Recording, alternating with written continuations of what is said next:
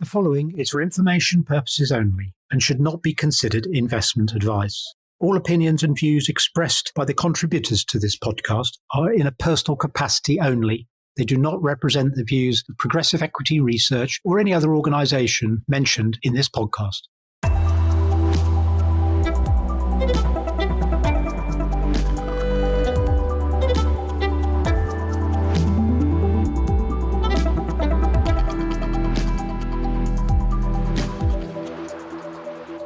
Okay, so it is indeed Friday the 13th. Yeah, lucky for some.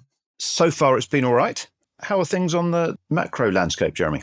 Well, I'd say this week has been about the market getting its head round whether the US is slowing down, and if so, what the consequences of that for the US and the global economy, and obviously our financial markets.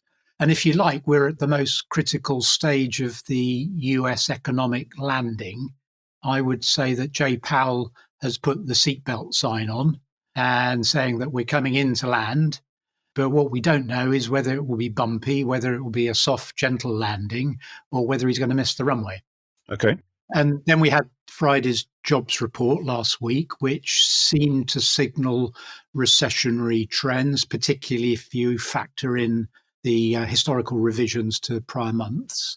So unemployment is front and center now. And I would say out there, things like the oil price, we have Brent crude going to its lowest level this week in 3 years. It's below the level it was when Russia invaded Ukraine. And bond yields are definitely starting to price in a recession with 8 or 9 rate cuts coming in the next 12 months or so. And I would say the continued resilience of the gold price and the strengthening of the Japanese yen are both indicators of further financial market distress. US policymakers really need to decide here whether they want to save US jobs, cut rates, and at what stage they do that and how quickly they do it.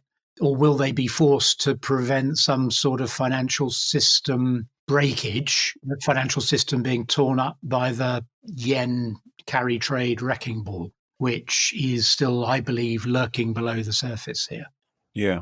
It was only, 6 or 8 weeks ago where suddenly everyone learned what the SARN rule was and the US jobs data was predicting clearly a recession coming, wasn't it? That wasn't that long ago. And for whatever anyone says, if we believe the SARN rule, then that is still flashing at least amber, if not red. The US inflation rate this week fell as expected to 2.5%, the lowest level we've seen since February 2021. So inflation is, for the time being, at least out of the picture. And we're focusing on unemployment. So we've got the bond markets, we've got oil, we've got gold, and we've got the Japanese yen, all suggesting concern, slowing economies, worries all over the place, and potential for financial distress, as you say. How have equity markets reacted to all this? Well, the equity market doesn't really seem to have got the memo, at least not fully, and it seems to be a bit skittish, to say the least.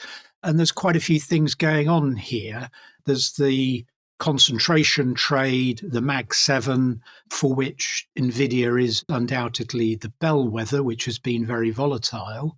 And then there's the move towards the dispersal trade in the equity market, which would favour things like value stocks and smaller, lower capitalized stocks.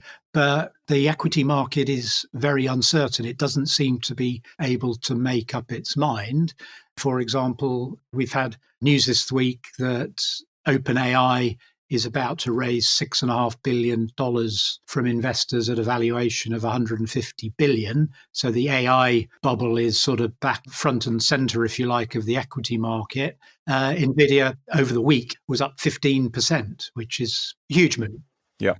Meanwhile, back in the UK, the economic data we had has not been great, but it's sort of been in line.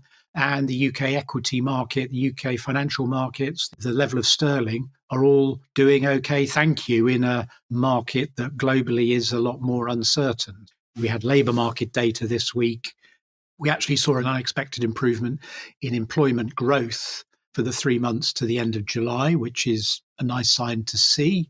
GDP was flat over the month, which is the second month in a row, which is not great, but in the context of what else is going on in the rest of Europe, I would say not a surprise.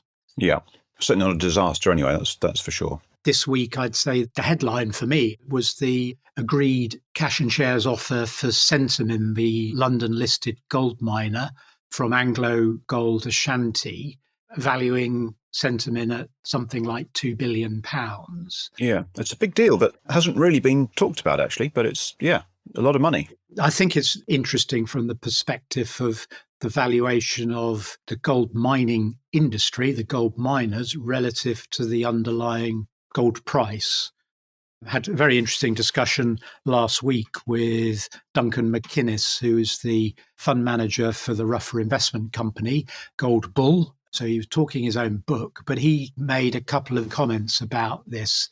First of which is that since 2011, the price of gold has pretty well doubled, and the value of the global gold mining index is currently 40% below where it was 13 years ago.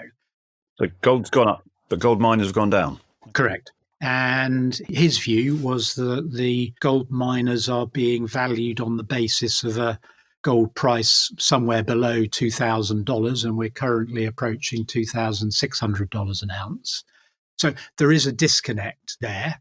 And I think one of the obvious explanations for that is that the People's Bank of China and other central banks and other people who are concerned about other areas of financial stability, but principally, I think, central banks around the world who are increasing their exposure to gold, are more than happy to buy gold bars, but they're not prepared to buy consolidated goldfields or gold mining companies.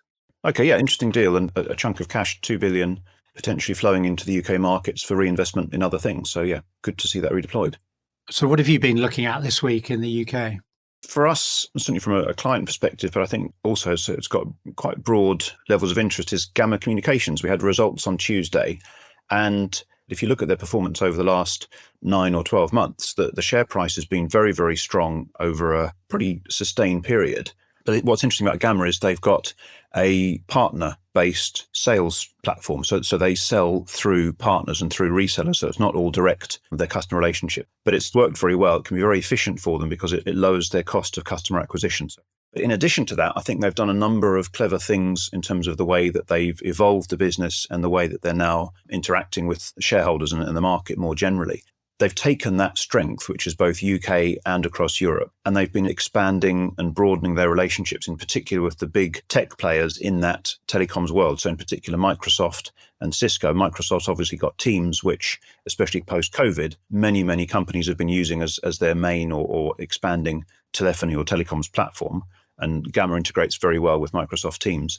And they've also just recently announced a relatively small, but I think quite interesting deal where Cisco, for the first time that I can remember, is selling a business. And Gamma are planning to buy a couple of 100,000 IP telephony customers off Cisco in Germany. I think it's quite a good sign that Cisco are prepared to trust Gamma with 200,000 or 300,000 end users of the Cisco products. And it gives Gamma additional presence and scale in Germany. So strong vindication of their relationship and a big step forward for the business. So operationally, all going very well. And then in terms of the way that they've been dealing with investors, they announced this week that they're considering a move from AIM up to the main market. They've for a long time been one of the biggest companies on AIM. And I think it's a really strong signal of Gamma's management's ambition or their plans to broaden the reach of the Gamma shareholder base. Clearly, they're looking to international investors, which are more available to them if they're a main market listing. And they've also been big users of a share buyback. They had an aggressive continuous share buyback program in place that came to an end this week, but they clearly signaled that they are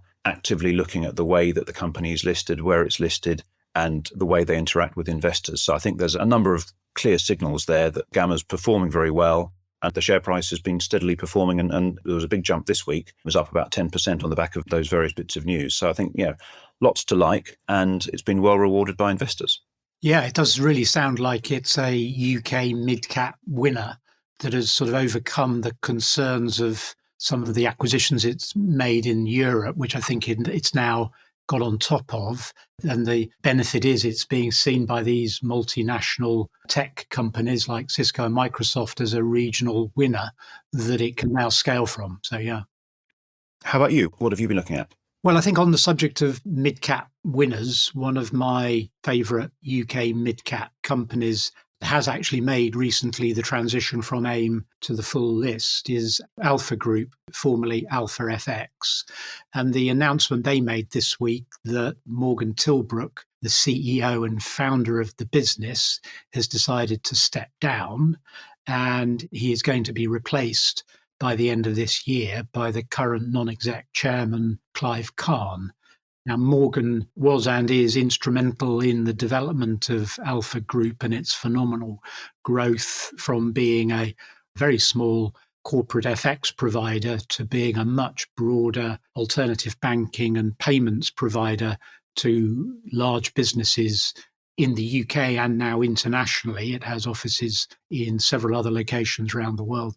Several hundred million market cap, approaching $1 billion market cap. So it's been a phenomenal achievement to get the business this far. And Morgan's basically signaling that he believes the best interest of the business is for Clive Kahn to take it forward from here. Now, not surprisingly, the market didn't like this news and the shares were marked down 13, 14%. And I think one of the issues here is, although Clive knows Alpha Group very well, he's been the non-exec chair since IPO, it's about 7 or 8 years ago now, probably a bit longer. He was one of the founders of Travelex, which he built into a very large business. He then had several other payments businesses over the years, one of which he sold into WorldPay and was a senior exec in WorldPay. So he's seen the global payments industry from the very highest level and very highly regarded, I think, in that sector. But he's a relative unknown to public markets. I think that's going to be one worth watching for sure. All good. And looking more broadly onto the macro news for next week, what have we got in the calendar? It's quite a busy week, and I think this could be quite consequential. So on Tuesday, we have US retail sales figures for August, which will show a sharply weaker figure from July's 1% month-on-month growth. The consensus is for a flat to small positive figure. On Wednesday, back in the UK, it's inflation day, where last month, if you recall, we saw a tick up in inflation to 2.2%. The expectation is that the ongoing rate for August will be at that level too.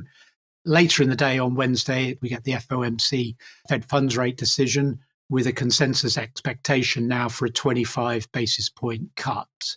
And that's followed on Thursday by inflation data for August for Japan. Now, if you cast your mind back to early August, it was the July 2.8% inflation figure, which prompted the Bank of Japan to spike its policy rates by 15 basis points and upset the apple cart.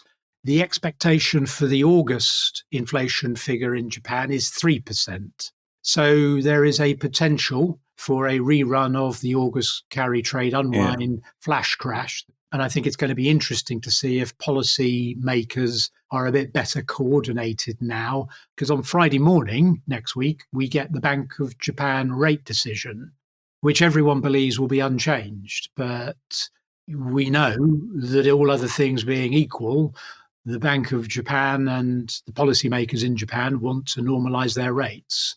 So there's a bit of a battle here going on between the Bank of Japan and the Federal Reserve and the US Treasury and the Ministry of Finance in Tokyo. So watch this space. So if we end up with higher than expected inflation on Thursday and a surprise rate rise from Japan on Friday morning, we could be in for a busy few days. Let's see. Okay, we'll catch up this time next week. All right. See you then. Talk to you then.